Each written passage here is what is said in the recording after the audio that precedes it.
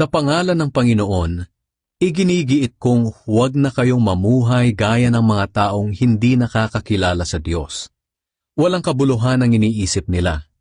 Dahil nadiliman ang isipan nila sa pag-unawa ng mga espiritual na bagay. At nawalay sila sa buhay na ipinagkaloob ng Diyos dahil sa kamangmangan nila at katigasan ng kanilang puso.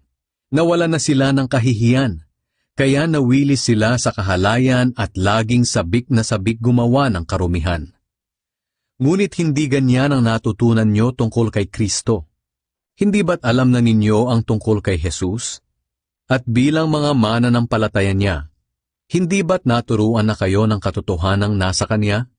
Kaya talikuran nyo na ang dati ninyong pamumuhay, dahil gawain ito ng dati ninyong pagkatao.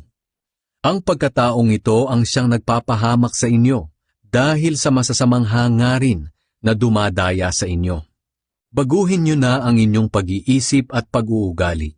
Ipakita nyong binago na kayo ng Diyos, at binigyan ng buhay na matuwid at banal katulad ng sa Diyos.